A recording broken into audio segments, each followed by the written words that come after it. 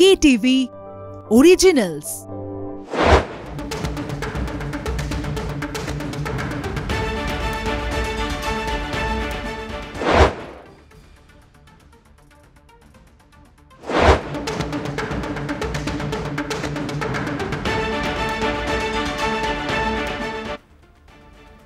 নমস্কার, দেখছেন কলকাতা টিভির সঙ্গে রয়েছে আমি স্বর্ণালী। শুরু করছি স্টেডিয়াম বুলেটিন। আর স্টেডিয়াম বুলেটিনে আজ কিন্তু আমাদের নজর রয়েছে, আপনারা জানেন অবশ্যই, কেকেআর এবং গুজরাট টাইটান্সের আজ খেলা রয়েছে এবং খেলা চলছে কিন্তু। এবং ইডেনে একেবারেই দাপট প্রাক্তন নাইটের 90 রানের দুরন্ত ইনিংস, শুভমন গিলের অর্ধশত রান, রাহানের ব্যর্থ, ভেঙ্কটেশ আয়ার আপনাদের জানিয়ে রাখি। এবং একেবারে আজকের এখনো পর্যন্ত ম্যাচের কি অবস্থা সে সম্পর্কে আরও বিশদে জানবো। আমাদের সঙ্গে সরাসরি রয়েছেন আমাদের প্রতিনিধি জয়জ্যোতি ঘোষ। জয়জ্যোতি, আজকের এখনো পর্যন্ত আমরা দেখতে পাচ্ছি যে ঘরের মাঠেই কিন্তু খেলছে কেকেআর। সেক্ষেত্রে আজকের যে এই ম্যাচে কেকেআরের বোলিং কেমন ছিল, কি বলবে তুমি, কি দেখলে তুমি? দেখো সোনালি, এই মুহূর্তে খেলা চলছে, একদম শেষের দিকে খেলা এবং বড় হারের দিকে এগোচ্ছে কলকাতা নাইট রাইডার্স। একেবারেই মনে হচ্ছে যেন গেম প্ল্যান ছাড়া কেকেআর আজকে নেমেছিল। এবং প্রথম থেকেই তুমি যদি দেখো, টস জিতলো Kolkata night Riders, captain Ajinkya Rahane, এবং তারপর ফিল্ডিং মানে বোলিং নিলেন। যেখানে এই উইকেট এই মুহূর্তে যেটা দেখা যাচ্ছে, মানে সেকেন্ড ইনিংসে বল থমকে আসছে, স্লো আসছে, এটা কি জানতেন না অজিঙ্ক রাহানে বা কেকেআর টিম ম্যানেজমেন্ট? তাই এই ব্লান্ডারটা কি করে হলো? আর একটা champion team, Kolkata night Riders গতবার চ্যাম্পিয়ন হয়েছে, এটা কিন্তু চ্যাম্পিয়ন টিমের নিদর্শন হতে পারে না, যেখানে প্রতিটি বিভাগ দেখো। আমি বোলিং বিভাগে আসবো, তবে তার আগে বলে রাখি, ব্যাটিং, বোলিং, ফিল্ডিং 3 বিভাগেই ব্যর্থ আজকে কলকাতা নাইট রাইডার্স। ব্যাটিংয়ে তুমি দেখো অজিঙ্ক রাহানে একটি অর্ধশত রান, আর বোলিংয়ে এত কিছু উইকেট নিয়ে আমরা আলোচনা করেছি, কেকেআর টিম ম্যানেজমেন্টের থেকে উইকেট নিয়ে এত আলোচনা হয়েছে। তবে আসল ব্যাপারটা কি সোনালি জানো? সেটা হচ্ছে খেলতে হবে ভালো। যদি ভালো না খেলি কোনো উইকেটেই আমরা ভালো জিততে পারবো না। আজকের এই উইকেটে যেখানে এত আলোচনা হচ্ছে উইকেট নিয়ে, ইডেন গার্ডেন্সের উইকেট নিয়ে, এই উইকেটে পেসাররা দেখো, বৈভব এবং হর্ষিত, একজন 44 রান দিয়েছেন, একজন 45 রান দিয়েছেন, একটি উইকেট অবশ্যই নিয়েছেন, এবং স্পিনাররাও কিন্তু ব্যর্থ। তারপরে আবার ফিল্ডিংয়ের এই অবস্থা। অপরদিকে তুমি দেখো গুজরাট টাইটেন্সের রাশিদ খান, মানে আফগান জলেবি আজকে যেন খাওয়ালেন কলকাতা নাইট রাইডার্স ব্যাটারদের। এই বোলারটি রাশিদ খান এই আইপিএলে ছন্দে ছিলেন না, আজকে ইডেন গার্ডেন্সের ছন্দ যেন ফিরে পেলেন। সাই কিশোরকে দেখো, ভালো বোলিং করেছেন। প্রাক্তন নাইট প্রসিদ্ধ কৃষ্ণা দুর্ধর্ষ বোলিং করেছেন। যদি গুজরাট টাইটেন্সের বোলাররা ভালো বোলিং করতে পারে, এই একই পিচ, একই তো প্রশ্নপত্র, একজন ছাত্র ভালো রেজাল্ট করছে, আরেকজন পারছে না কেন? এই প্রশ্নটাই কিন্তু আজকে তুলে ধরছি স্টেডিয়াম বুলেটিনের মাধ্যমে। এবং একই রকমভাবে এটাও বলবো যে পিচ রিডিং বা গেম রিডিং, আমি ওভারঅল যদি গেম রিডিং বলি, সেক্ষেত্রেও কিন্তু যথেষ্টভাবেই ব্যাকফুটে, মানে অনেকটাই পেছনের দিকে কলকাতা নাইট রাইডার্স। কেকেআর বোলারদের একেবারেই মানে ছন্দে দেখা যায়নি, সেটা পেসার হোক, সেটা স্পিনার হোক। অবশ্যই দলে পরিবর্তন করা হয়েছিল। মঈন আলী, আমরা বলেছিলাম মঈন আলী খেলবে, গুরবাজ খেলবে, তারাই খেলেছেন আজকে, কিন্তু তা সত্ত্বেও তারা কিন্তু কিছু তেমন করতে পারেননি। আজকে গুরবাজকে একা দোষ দিয়ে লাভ নেই, বাকি ব্যাটাররাও, শুধুমাত্র ক্যাপ্টেন রাহানে ছাড়া বাকি ব্যাটাররাও কিন্তু ব্যর্থ। তাই ওভারঅল দিক থেকে এটাই বলবো যে বিষয় নিয়ে বিতর্ক হচ্ছে, ইডেন উইকেট, এই বিতর্কটাকে সরিয়ে দিয়ে এবার মনে হয় খেলায় কনসেন্ট্রেট করা উচিত এবং বেটার ক্রিকেট খেলা উচিত অন্য টিমের থেকে। এই ম্যাচ মানে প্রথম থেকেই কখনো মনে হয়নি যে কলকাতা নাইট রাইডার্স জিততে পারে, কারণ প্রথমে তুমি দেখো একটা ভালো পার্টনারশিপ, যে পার্টনারশিপ দেখে অবশ্যই শেখা উচিত কেকেআর ওপেনিং পেয়ারের। আজকে আমি গুরবাজকে পার্টিকুলারলি মার্ক করবো না, এই তুমি দেখো এই আইপিএলে ভালো ওপেনিং মানে পেয়ার হিসেবে কলকাতা নাইট রাইডার্স দাঁড়াতেই পারেনি, এবং ওপেনিং জুটিতে কিন্তু রানই ওঠেনি। একটা কথা রয়েছে, মর্নিং শোজ দ্য ডে। যদি তোমার সকালটা ভালো না হয় তাহলে দিনটা তো ভালো যাবে না, এটা খুব স্বাভাবিক। আর তাই হয়েছে, কেকেআর ওপেনাররা ব্যর্থ, পাওয়ার প্লেতে তুমি 2টো করে উইকেট দিয়ে দিচ্ছ, সেখান থেকে তুমি 199 চেস করতে পারো না। আর সেটাই আজকে হয়েছে। কেকেআর বোলাররা ছন্দহীন, একই সঙ্গে ফিল্ডিংয়ের হতশ্রী অবস্থা। এই টিম নিয়ে মানে এখন মনে হয় স্বপ্ন দেখাটা বন্ধ করা উচিত প্লে অফে যাওয়ার। আমি তাও বলবো যে হয়তো কলকাতা নাইট রাইডার্স ক্রিকেট অনুরাগীরা এখনও স্বপ্ন দেখবেন, মানে যতক্ষণ আইপিএল শেষ না হবে ততক্ষণ স্বপ্ন আমরা প্রত্যেকেই দেখব, কিন্তু সত্যি আগে খেলাটা মনে হয় ঠিক করা উচিত। এই ম্যাচ মানে এই টিম নিয়ে কি মানে আগামীতে কি করবে এটা নিয়ে যথেষ্ট প্রশ্ন থাকছে। সোনালী একেবারেই জয়যুত, যেখানে কলকাতা নাইট রাইডার্সের তুমি যেমনটা জানাচ্ছিলে যে আজকে ফিল্ডিং থেকে শুরু করে বোলিং এবং ব্যাটিং একেবারে যে তিনটে ক্ষেত্র, সেই তিনটে ক্ষেত্রেই কিন্তু ব্যর্থ কেকেআর। সেখানেই কিন্তু আমরা দেখতে পেলাম যে শুভমন গিলের পারফরমেন্স। আজ শুভমন গিলের পারফরমেন্স নিয়ে কি বলবে জয়যুত? দুর্ধর্ষ ব্যাটিং। শুভমন গিল দেখিয়ে দিয়েছেন যে তিনি কত বড় ক্রিকেটার। মানে ওই একটাই প্ল্যাকার্ড আজকে ইডেন গার্ডেন্সেও নাইট জার্সিতে বেশ কিছু তরুণীকে মানে দেখলাম তাদের হাতে রয়েছে কি গিল হ্যায় কি মানতা নেই। সত্যি গিল যেভাবে ব্যাটিং করেছেন আজকে একদম মানে দৃষ্টান্তমূলক ব্যাটিং। এই ব্যাটিংয়ের ভিডিওটা দেখা উচিত। কলকাতা নাইট রাইডার্স এর আগের দিন মানে দুদিন আগে ভিডিও অ্যানালিসিস করেছে। আমার মনে হয় শুভমন গিলের ব্যাটিংটা নিয়ে অ্যানালিসিস করা উচিত, কীভাবে রান গড়তে হয়, কীভাবে বড় রানের দিকে এগোতে হয়। শুধুমাত্র শুরু করলেই কিন্তু শেষ হয় না, শুরুটাকে ক্যাপিটালাইজ করতে হয়। আজকে দেখো আন্দ্রে রাসেল আবার শুরু করলেন, সেটাকে শেষ করতে পারলেন না। অথচ তুমি ওদিকে দেখো গুজরাট টাইটান্সের সাই সুদর্শন দুর্ধর্ষ ব্যাটিং করছেন গোটা আইপিএল জুড়ে। আজকেও অর্ধশতরান করলেন। 114 রানের ওপেনিং পার্টনারশিপ শুভমন গিলের এবং এই সাই সুদর্শনের। তারপর যে মানে মঞ্চটা তারা গড়ে দিয়েছিলেন সেই মঞ্চের উপর দাঁড়িয়ে জস বাটলার, যিনি গত ম্যাচে 97 করেছেন, আজকেও দুরন্ত ব্যাটিং করছেন। আর একটা কথা বলে রাখা ভালো, এখানে জস বাটলার এত ভালো ব্যাটার, তার যদি একটা সহজ ক্যাচ মিস করে কলকাতা নাইট রাইডার্স ফিল্ডার, আজকে বৈভব আরোরা মিস করেছেন একদম সহজ ক্যাচ, তারপরে অপরদিকে মনীষ পান্ডে মিস করেছেন। যেখানে অপরচুনিটি ক্রিয়েট করতে হবে এই মুহূর্তে দাঁড়িয়ে একদম ক্রাঞ্চ টাইমে, মিডওয়ে পার হয়ে গিয়েছে আইপিএলের, সেখান থেকে তুমি যদি সহজ অপরচুনিটি ছেড়ে দাও, সেখান থেকে ম্যাচ কি করে জিতবে? প্রাক্তন নাইট এই শুভমন গিল নাইট রাইডার ছেড়ে যখন কোনো ক্রিকেটার এই ইডেন গার্ডেন্সে পারফর্ম করতে আসে। একই সঙ্গে তোমাকেও জানিয়ে রাখবো, একেবারে পরপর দুটি ম্যাচ আমরা দেখলাম কিন্তু কেকেআর আজকেও হেরেছে। অবশ্যই তা হতাশাজনক। এবং এখানেই একটা বিষয় জিজ্ঞেস করবো তোমাকে জয়জ্যোতি, যে আজকে যে আমরা দেখেছিলাম টসের পর যে সিদ্ধান্ত নেওয়া হয়েছিল কেকেআর এর পক্ষ থেকে, সেই সিদ্ধান্ত কি আদৌ ঠিক ছিল? সেটাই সোনালী, সেটা নিয়ে কিন্তু প্রশ্ন উঠবে। যেখানে কলকাতা নাইট রাইডার্স টসে জিতেছে, টস হারলে একটা ব্যাপার ছিল, যেখানে টসে জিতে ফিল্ডিং নিয়েছে, তার মানে এটা পরিষ্কার যে তোমরা ঘরের মাঠে খেলছো, অথচ ঘরের মাঠের উইকেট সম্পর্কে তুমি অবগত নও। যেখানে আমরা দেখতে পাচ্ছি সেকেন্ড হাফে বল মানে ধীরে ধীরে যাচ্ছে ব্যাটে এবং বল থমকে যাচ্ছে, স্লো হয়ে গিয়েছে wicket as the game progresses. তাই এটা পরিষ্কার ছিল যে আজকে যারা সেকেন্ড ব্যাট করবে তারা কিন্তু চ্যালেঞ্জের মুখে পড়বে। কি জন্য তাহলে কেকেআর প্রথমে বোলিং নিয়েছে? শিশির ফ্যাক্টর খুব একটা হচ্ছে না, কারণ শিশির ফ্যাক্টর হলেও 10 ওভার পরে তুমি নতুন বল নিতে পারো, তাই এটাও কোনো এক্সকিউজ হতে পারে না। এই সিদ্ধান্ত নেওয়ার জন্য এর আগের বার স্বর্ণালী গৌতম গম্ভীর বলে একজন ব্যক্তি ছিলেন, আজকে গম্ভীরের অভাব ভীষণভাবে ধরা পড়ছে। আর সেই জন্য গম্ভীর না থাকায় গোটা কেকেআর ড্রেসিং রুম যেন গম্ভীর হয়ে গিয়েছে আজকে। আর বলতে খারাপ লাগছে, এই কলকাতা নাইট রাইডার্সের বিজয় উল্লাস দেখেছিলাম গত বছর চেন্নাইতে, তারা আইপিএল চ্যাম্পিয়ন হয়েছিল। আজকে এই অবস্থায় দাঁড়িয়ে ইডেন গার্ডেন্সের সামনে যখন পয়েন্টস টেবিল দেখছি, সেখানে 8টি ম্যাচে মাত্র 3টিতে জয় কলকাতা নাইট রাইডার্সের, 5টিতে হার। মানে বলা যায় কার্যত প্রায় বিদায় কেকেআরের এবার আইপিএল থেকে, কারণ এরপরের সব কটা ম্যাচ জিততে হবে, আর কোনো ওয়ে আউট নেই। প্রত্যেকটা ম্যাচ জিততে হবে। যে কটা ম্যাচ রয়েছে, 6টা ম্যাচ রয়েছে, 6টা ম্যাচ জিতলেই শুধু হবে না, নেট রান রেটটা রয়েছে এবং ম্যাথামেটিক্যাল ক্যালকুলেশন রয়েছে।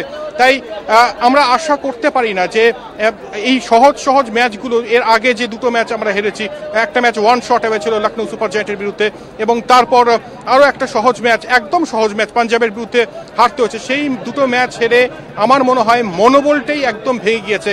এখানে প্যাডি আপটনের প্রয়োজন, মানে এখানে মনে হয় না অভিষেক নায়ারকে দিয়ে কিছু হবে।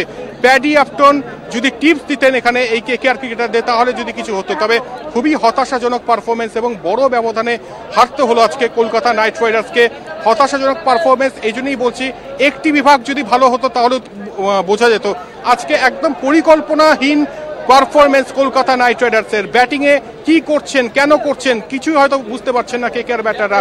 10 ওভারে 68 সোনালি 199 রান চেস করতে নেমে 10 ওভারে 68, এটা মানা যায় না। এটা ওয়ান ডে ক্রিকেট হচ্ছে না, এটা টি-20 ক্রিকেট হচ্ছে। এবং গুজরাট টাইটেন্স যে টিমটি পয়েন্টস টেবিলে 1 নম্বর স্থানে রয়েছে, তাদের বিরুদ্ধে খেলছে কলকাতা নাইট রাইডার্স। তাই এটা নিয়ে অবশ্যই পোস্টমর্টেম হওয়া উচিত। এবং কেকেআর টিম ম্যানেজমেন্ট আগামীকাল যা তাদের কর্মসূচি, তারা গলফ খেলবেন, আরসিজিসিতে গিয়ে গলফ খেলুক, সেটা নিয়ে কোনো কথা নেই। তবে ক্রিকেটটা খেলতে হবে, এবার ক্রিকেটটা ভালো করে খেলতে হবে।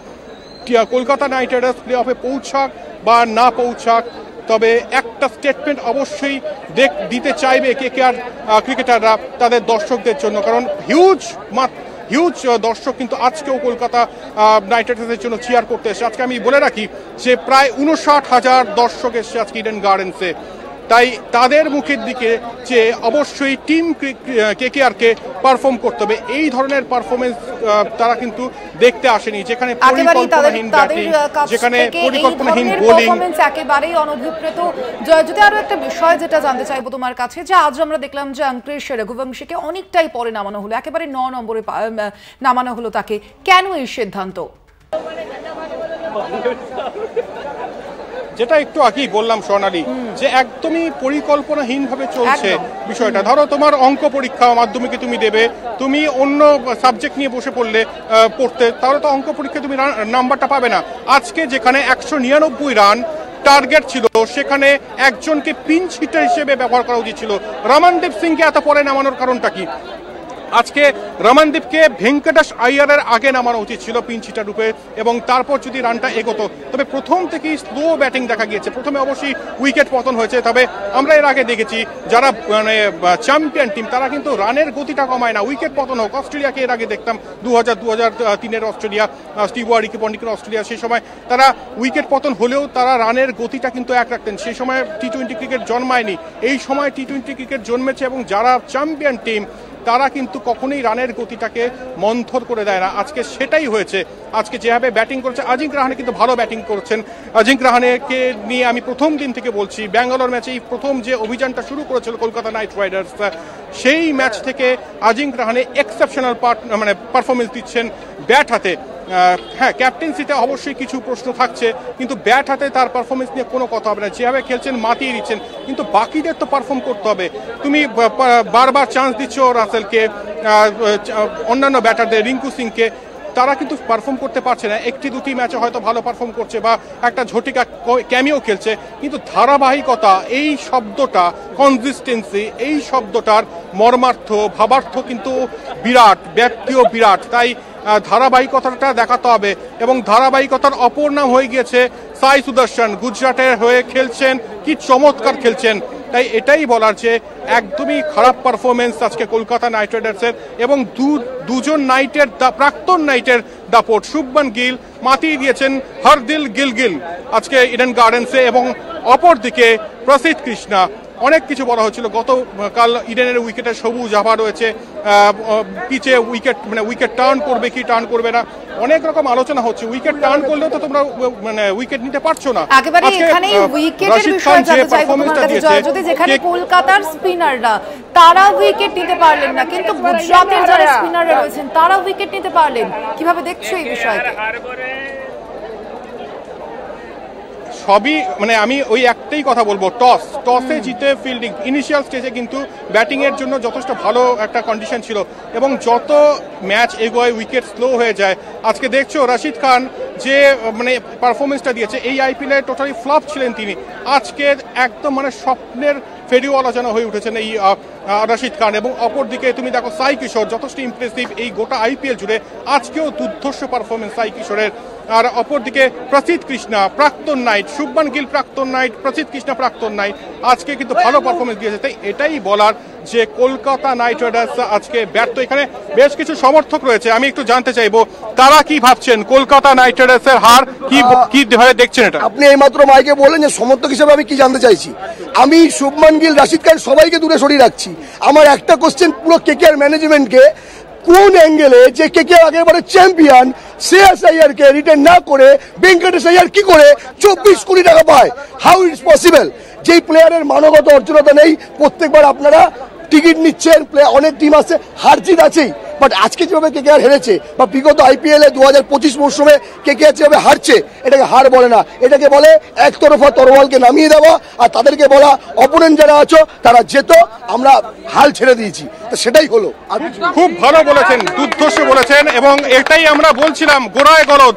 অকশন টেবিলে ফিল সল্টকে নেওয়া হয়নি, অকশন টেবিলে মিচেল স্টার্ককে নেওয়া হয়নি, অকশন টেবিলে শ্রেয়াস আইয়ারকে নেওয়া হয়নি। তারপর কেকেআর আবার চ্যাম্পিয়ন হবে এই স্বপ্ন দেখাটাই মনে হয় ভুল, এবং আমরা যারা স্বপ্ন দেখছি তারা বোধহয় মূর্খের স্বর্গে বাস করছি। আজকের এই হার, এবং যারা নাকি কলকাতা নাইট রাইডার্সের ফ্যান্স, এরা অনেক দূর থেকে এসছে। এবং আমি বাঁকুড়া থেকে এসেছি দাদা, ঠিক আছে, বাঁকুড়া থেকে এসেছি। জাস্ট একটাই আশা ছিল যে ইডেন গার্ডেনের খেলার অভিজ্ঞতা দেখবো, খুবই ভালো লাগলো সেখানে। আর আশা করি পারফরমেন্স ঠিকই ছিল, কিন্তু ভেঙ্কটেশ আয়ারকে আগে নামিয়ে রিঙ্কু সিংকে আগে নামানো উচিত ছিল, বা রাসেলকে, ঠিক আছে। আর ফিল্ডিং অবশ্যই খুব খামতি ছিল, কারণ দৌড়াতে পারছে না, তারপরে ওনারা বল সামনে দিয়ে চলে যাচ্ছে, সেটা তো কোনো রেসপন্স করছে না। সামনেবার জিতবো আমরা। ফিল্ডিংটা ফ্যাক্টর অবশ্যই, এবং ফিল্ডিং কিন্তু এর আগে আমরা দেখেছি যে যথেষ্ট খারাপ ফিল্ডিং কলকাতা নাইট রাইডার্সের। এখান থেকে রিটায়ার করতে হবে, এখনো হাল ছাড়তে হবে না। 6টি ম্যাচ বাকি, 6টি ম্যাচে 6টিতেই জিততে হবে। নেট রান রেটটা ভালো রেখে তারপর যদি কিছু হয়, তবে এই মুহূর্তে এটাই বলবো যে এই 10 নম্বর গেটের সামনে এখনো কিন্তু কলকাতার জন্যই প্রার্থনা চলছে। আশা রাখছে প্রত্যেকে কলকাতা যেন ফিনিক্সের মধ্যে কামব্যাক করে, ফিনিক্সের মতো কামব্যাক করে। ক্যামেরার সামনে লাস্ট কথা বলবো, যদি ক্যামেরা পার্সন বা এডিটরদের মনে এডিট করে দেবেন, প্রবলেম নেই। বাট একটা কথা লাইভে আমি বলতে চাই যে আমরা কেকেআর, অলওয়েজ এই লোগোটা কেকেআর, আমরা হারলেও মাঠে আসবো, আমরা জিতলেও মাঠে আসবো, এই জিনিসটাই বলতে চাই। তার মানে এইটা না যে আপনারা যদি আজকে লড়ে হারতেন কোনো ব্যাপার ছিল না, বাট আপনারা ঢাল নামিয়ে দিয়েছেন। এইখানে আমাদের কষ্ট হয় যে আপনারা আজকে চেষ্টা করেননি। একদমই তাই, লড়বো, করবো, লড়বো, জিতবো রে, আমরা ফিরবো। আমাদের নাম কেকেআর, করবো, লড়বো, জিতবো। একদমই মেইনলি ব্যাপারটা হচ্ছে করবো, লড়বো, জেতাটা পরের বিষয়, আগে লড়তে হবে। তবে সেই জায়গায় কোথাও যেন ল্যাকিং হয়েছে আজকে কেকেআর ক্রিকেটারদের। আর যেখানে এর আগের দুটো ম্যাচ এত জেতা ম্যাচ, নিশ্চিত ম্যাচ হেরেছে, তারপরে অবশ্যই কেকেআর ফ্যান্সদের মধ্যে সেই স্বাভাবিক প্রতিক্রিয়াটা কিন্তু দেখা গিয়েছে, এবং আশা রাখবো যে এখান থেকে হয়তো কিছু শিখবেন। এবং আজকে যে ভালো ব্যাটিং করেছে সেই প্রাক্তন নাইট শুভমান গিল, তাকে ছেড়ে দিয়েছিল কলকাতা নাইট রাইডার্স। এটাই বলার বিষয় যে যাদেরকে ছাড়ছেন, যাদেরকে রিটেন করছেন, যিনি করছেন তিনি হয়তো সঠিক করছেন না, আর সঠিক করছেন না বলেই এই মুহূর্তে পয়েন্টস টেবিলে কিন্তু এই অবস্থা। স্বর্ণালী একেবারে, এবং এর পরবর্তী ম্যাচের দিকে অবশ্যই আমাদের নজর তো থাকবে। তবে আপাতত আজকের জন্য ধন্যবাদ তোমায়। আমাদের সঙ্গে সরাসরি ছিলেন আমাদের প্রতিনিধি জয়জ্যোতি ঘোষ।